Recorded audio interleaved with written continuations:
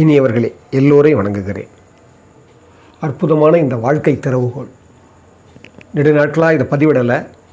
இப்போ ஒரு முக்கியமான தருணம். சமீபத்தில் திரு சைதை துரைசாமி அவருடைய மகன் வெற்றி அவருக்கு நேர்ந்த அந்த துன்பத்தை பற்றி நம்ம எல்லாருமே, இந்த உலகமே வருத்தப்பட்டுச்சு. அது மிகவும் துன்பமான ஒரு நிகழ்ச்சி. ஆனால் அந்த நிகழ்ச்சியை தந்தையான அந்த சைதை துரைசாமி ஐயா அவர்கள் எடுத்துக்கிட்ட விதம் இருக்கிறதே, இதுதான் உண்மையான வாழ்க்கை திறவுகோள். அவர் அந்த விதியையே வெட்கப்பட வச்சிட்டார், அந்த விதியையே வீழ்த்திட்டார். ஏன்னா கடந்த 4ஆம் தேதி அவர் அந்த நதியில் காணாமல் போய்டுறாரு. அதுக்கப்புறம் ஒரு வாரம் 8-9 நாள் ஆகுது.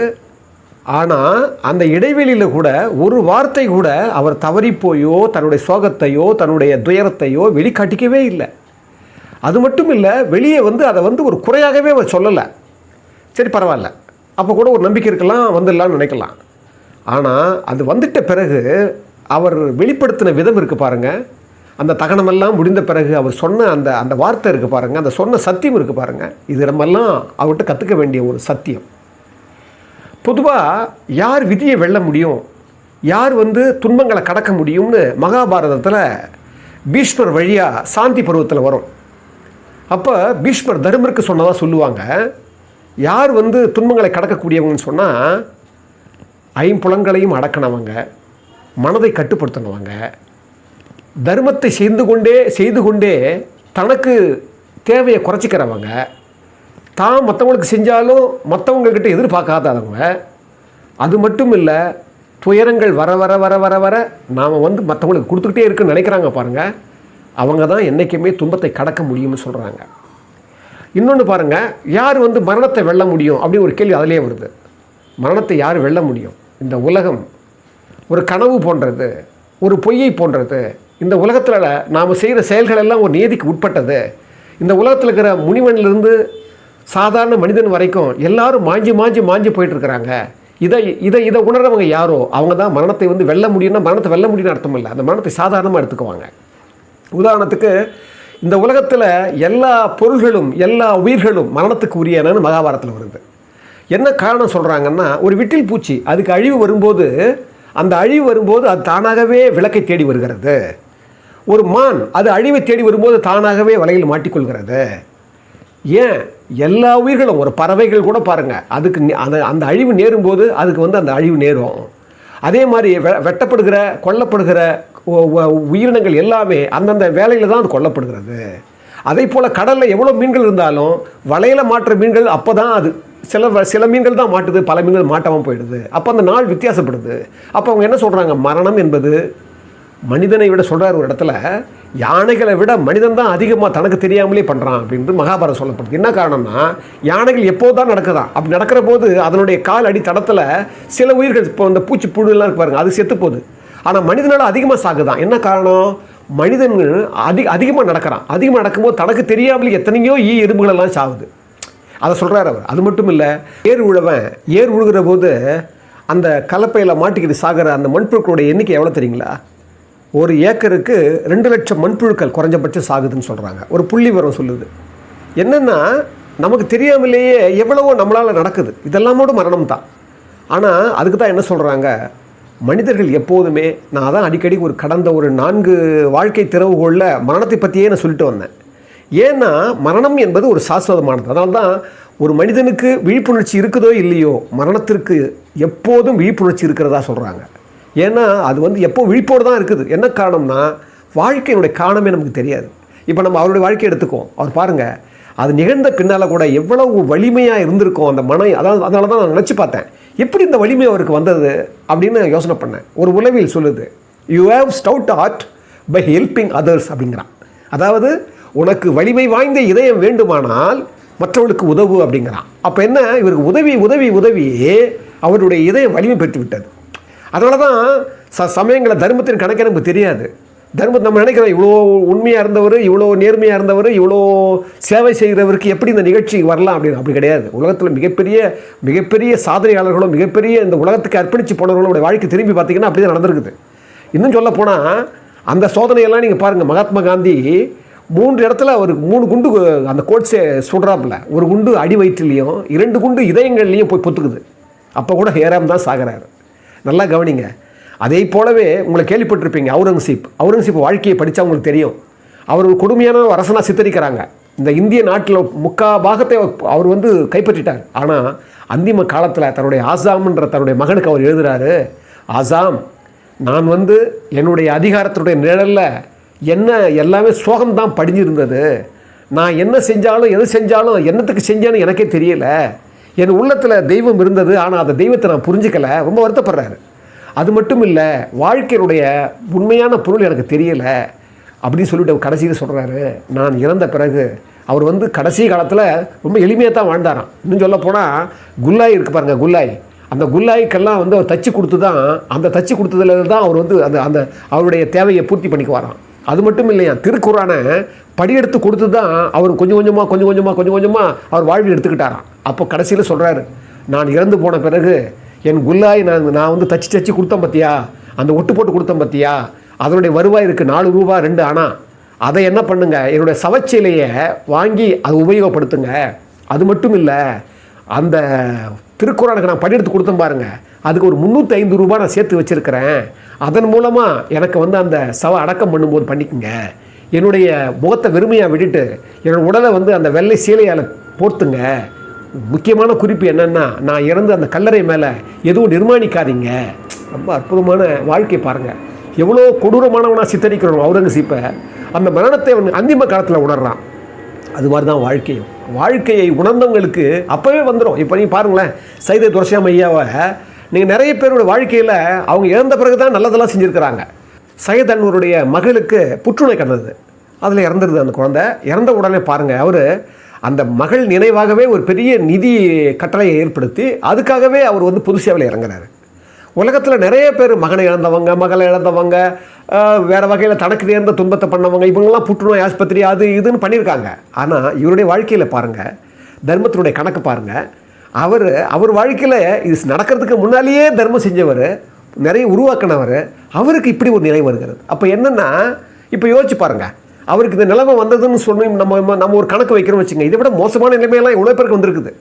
அந்த மாதிரி நிலை இல்லாமல் அவருக்கு வந்தது பாருங்கள். அது மட்டும் இல்லை, அந்த சடலம் கிடைச்சதால் அவருக்கு வந்து அந்த தவிப்பு இருக்குது பாருங்கள். அந்த 4ஆம் தேதியிலேருந்து அந்த செய்தி அறிந்ததுலேருந்து அந்த சடலம் கிடைக்கிற வரைக்கும் ஏற்பட்ட தவிப்பு இருக்குது பாருங்கள். அந்த சடலமே கிடைக்காமல் போயிருந்தால் அந்த துன்பமும் துக்கமும் தொல்லையும் இன்னமும் இருந்திருக்கும். அவருக்கு ஒரு பெரிய வாட்டி இருக்கும். ஆனால் அது இல்லாமல் போயிடுச்சு. அது ஒரு தர்மம். ஏன்னா 5 கிலோமீட்டர் அடித்து கொண்டு போய் ஒரு பாடல் செருகி இருந்ததை ரொம்ப பிரயத்தனப்பட்டு தான் அதை எடுத்துருக்குறாங்க. அது ஒரு தர்மம். அது மட்டும் இல்லை, அதுக்கப்புறம் அது கொண்டு வந்து அது இந்த உலகமே அழுதது அவருக்காக.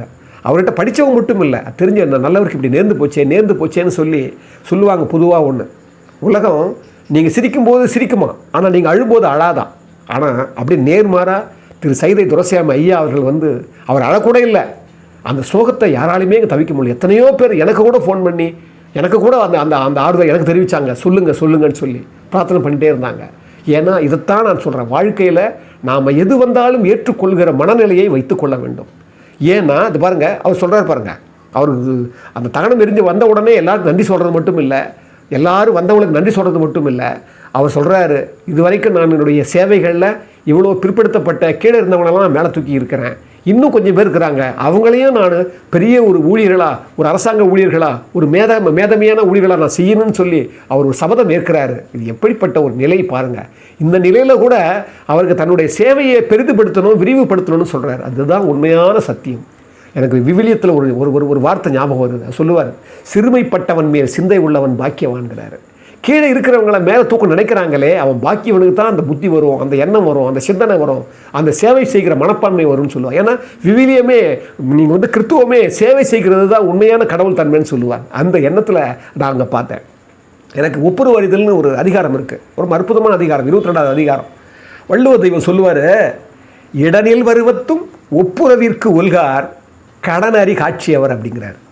ஒரு இடர் வந்த போதும், துயர் வந்த போதும், துன்பம் வந்த போது கூட இந்த உலகத்துக்கு நல்லது செய்யணும்னு நினைக்கிறான் பார், அவன் அந்த கடமை செய்தவனுக்கு இடனில் வருவத்து ஒப்புரவிற்கு உள்காரான். அதாவது நான் சேவை பண்ண அஞ்ச மாட்டேன்னு நினைக்கிறான் பாரு, கடன் அறி காட்சி அவர் அப்படிங்கிறார். அந்த கடமைக்கே, இந்த உலகத்துக்கு நன்மை செய்ததுக்கே பிறந்தவன்டா அவன் அப்படின்றார். அதுக்கு எடுத்துக்காட்டு திரு சைதை துரைசாமி ஐயா. அதனால தான் நான் சொல்கிறேன், இந்த வாழ்க்கையில் கணக்கே பார்க்காதீங்க, அதோட நிகழ்ச்சியை நிகழ்தலை பாருங்கள். அதனால தான் நான் அடிக்கடி சொல்கிறது, வாழ்க்கைங்கிறது நிகழ்த்துவதல்ல, நிகழ்வது. அந்த நிகழ்வதை நாம் எப்படி ஏற்றுக்கிறோம் அப்படிங்கிறத பொறுத்து தான் வாழ்க்கையினுடைய தன்மையை நம்மளால் புரிஞ்சிக்க முடியும். அந்த வகையில் இதை ஏன் நான் உங்களுக்கு முன்னால் வைக்கிறேன்னா, அந்த வாழ்க்கையினுடைய திறவுகோலை இத்தனை பகுதி நான் சொன்னேன், இத்தனை பகுதிக்கும் ஒரு தலைப்பு மாதிரி இந்த பகுதி அமையுன்றது என்னுடைய கருத்து. என்னென்னா, இதை நான் ரொம்ப ரொம்ப தீவிரமாக இதை யோசனை பண்ணேன், இதை எப்படி சொல்லலாம் அப்படின்னு சொல்லும்போது கொஞ்சம் நான் டைம் எடுத்துக்கிட்டேன். இதை இப்படித்தான் சொல்லணும்னு ஒரு வடிவம் கொடுத்து, எப்பவுமே நான் கொஞ்சம் தயார்படுத்தும் போது இந்த மாதிரி நான் பொறுப்புணர்ச்சி எடுத்துக்கிறது கிடையாது. ஆனால் இன்றைக்கி நான் ரொம்ப பொறுப்புணர்ச்சி எடுத்துக்கிட்டேன். ஏன்னா உயர்ந்த, அதாவது கண்ணாசன் சொல்லுவார் ஒரு இடத்துல, வானத்தின் இடி உயர்ந்த இடங்களில் தான் விழுகிறது, அதுபோல் வாழ்க்கையினுடைய இடி கூட உயர்ந்தவனுடைய இதயத்தில் தான் விழுகிறதுன்னு சொல்லி வார்த்தை சொல்லுவார். ஏன்னா மனிதன் தங்கமும் வைரமும் தான் பரிசீலிக்கப்படுகிறது. ஏன்னா வைரத்தையும் தங்கத்தை எடுத்து தான் நம்ம சோதிக்கிறோம், கல்லையை மண் எடுத்து நம்ம சோதிக்கிறது கிடையாது. அதை மாதிரி திரு சைன துரைசாமியாவுடைய வாழ்வியல் நேர்ந்த இந்த துன்பத்தை அவர் எடுத்துக்கிட்ட விதம் பாருங்கள்.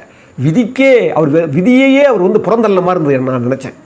பாருங்கள், இப்போ நான் மகாத்மா காந்தியை பற்றி சொன்னேன், அவுரங்கசீப் சொன்னேன். நீங்கள் பார்த்தீங்கன்னா வரலாற்றில் நபிகள் நாயகம் ஐயாவுடைய வாழ்வில் இருக்கும். அவருடைய மகள் ஜைனப் மெக்கா விட்டு மெதினா போகிறாங்க. போகிற போது ஹப்பார்னு ஒருத்தன் அந்த ஜைனப் வந்து ஒட்டகத்தில் ஏறும்போது குத்திடுறான். ஒரு எதிர் தரப்பில் இருக்கிற ஹப்பார்னவன் குத்திடுறான். அந்த குத்தின பிறகு மதினா போயிடுறாங்க. போகும்போது அந்த காயத்திலேயே விழுந்த அந்த அம்மா என்ன பண்ணுறாங்க, அவருடைய கர்ப்பம் செஞ்சு போகுது. அது மட்டும் இல்லை, சில நாளில் அந்த ஜைனப்பு இறந்துடுறாங்க. அதுக்கப்புறம் காலம் உருண்டோடுது, திருப்பி மதினா வந்துடுறாங்க. மதினா வந்த உடனே மதினாவுக்கு போயிட்டு திரும்பி வந்துடுறாங்க. மெக்காவில் பொதுவான ஒரு மன்னிப்பு கொடுக்குறாரு நபிகள் நாயகம், எல்லாரும் மன்னிப்பு கொடுக்குறாங்க. அப்போ ஒழிச்சிக்கிட்டு இருந்த ஹப்பார் என்ன பண்ணுறாரு, நேராக வந்து நபிகள் நாயகம் காலில் விழுந்து மன்னிப்பு கேட்குறாரு. அப்போ அந்த ஹப்பாருக்கு அவர் மன்னிப்பு கொடுக்குறாரு. அதுதான் நபிகள் நாயகம். எவ்வளோ பெரிய சோகம் பாருங்கள். தன்னுடைய மகளை ஒருத்தன் வந்து குத்தி அவன் இறக்குறான், கர்ப்பம் செதஞ்சு போகுது. அந்த நிலையில் கூட வந்து வாழ்க்கையோடைய நீதியை அவர் ஏற்றுக்கிறார். இதைத்தான் நான் அந்த வாழ்க்கை தர கூட சொல்கிறேன். வாழ்க்கை ஒரு நியதி, அந்த நீதியை புரிந்து கொள்ளுங்கள். ஒன்று. ரெண்டாவது முக்கியமான பகுதி நான் சொல்ல வந்தது கண்ணாசனுடைய ஒரு அற்புதமான ஒரு 4 வரியை சொல்கிறேன், அதை பார்த்துங்க. அவர் சொல்லுவார், இடுக்கண் வரும்போது சிரி என்றான், நான் எத்தனை பேருக்கென்று சிரிக்கின்றேன், அடுத்தது நன்மை என்று நினைக்கின்றேன், நான் அதனால் தானே உயிரோடு இருக்கின்றேன், சத்தியத்தின் சோதனைக்கு எத்தனை பேர் போட்டி, தர்மம் என்னை வாட்டுதம்மா சொந்தங்களை காட்டி, அத்தனையும் தாங்கி விட்டேன் சக்தியினை கூட்டி, ஆண்டவனும் சேர்ந்து கொண்டான் சங்கடத்தில் மாட்டி. ரொம்ப அற்புதமான பாட்டு. தர்மத்துக்கே சங்கடம் வருன்றத அந்த இளமையில் நான் அந்த பாட்டை கேட்டு நான் புரிஞ்சுக்கிட்டேன். அது மட்டும் இல்லை, அவர் பின்னால் சொல்லுவார், அவன்தான் மனிதன் ஒரு அற்புதமான பாட்டு. ஆட்டுவித்தால் யார் ஒருவர், அது வந்து மாணிக்கவாசனுடைய வார்த்தையை சொல்லிப்பார் அவர். ஆட்டுவித்தால் யார் ஒருவர் ஆடாதாரே கண்ணா, ஆசை என்னும் தொட்டிலே ஆடாதாரே கண்ணா, நீ நடத்தும் நாடகத்தில் நானும் உண்டு, என் நிழலில் கூட அனுபவத்தில் சோகம் உண்டு.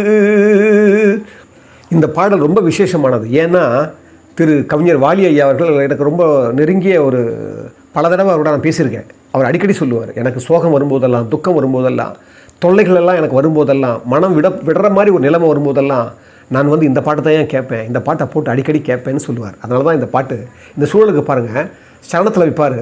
சொல்கிறாரு, பாஞ்சாலி உன்னிடத்தில் சேலை கேட்டாள், அந்த பார்த்தனவன் உன்னிடத்தில் கீதை கேட்டான், நான் இருக்கும் நிலையில் உன்னை என்ன கேட்பேன், இன்னும் நன்மை செய்து துன்பம் வாங்கும் உள்ளம் கேட்பேன், நன்மை செய்து துன்பம் வாங்கும் உள்ளம் கேட்பேன், ஆட்டுவித்தால் யார் ஒருவர். பாருங்க, இந்த ஆட்டுவித்தால் யார் ஒருவர் ஆடாதாரிங்கிற மாணிக்கவாசனுடைய வார்த்தையை இங்கே எவ்வளோ அழகாக அவர் பண்ணி இந்த வாழ்க்கையை புரி வச்சார் பாருங்க. இன்னொருத்த சொல்லுவார், எங்கிருந்து சொந்தம் வந்தது, இன்று எங்கிருந்து நஞ்சு வந்தது, அங்கிருந்து ஆட்டுகின்றவன் தினமாடுகின்ற நாடகம் இது. நிலையாமைய திரு கவியரசர் கண்ணாசன் அப்படி சொல்லியிருக்கிறார். ஒரு படத்தில் ஒரு திரைசை பாட்டை சொல்லுவார், வாழ்க்கையை பற்றி அவர் சொல்லும்போது போனால் போகட்டும் போடால ஒரு சென்ஸாக வரும். ஒரு அற்புதமாக பாட்டு. இரவல் தந்தவன் கேட்கின்றான், அதை இல்லை என்றால் அவன் விடுவானா?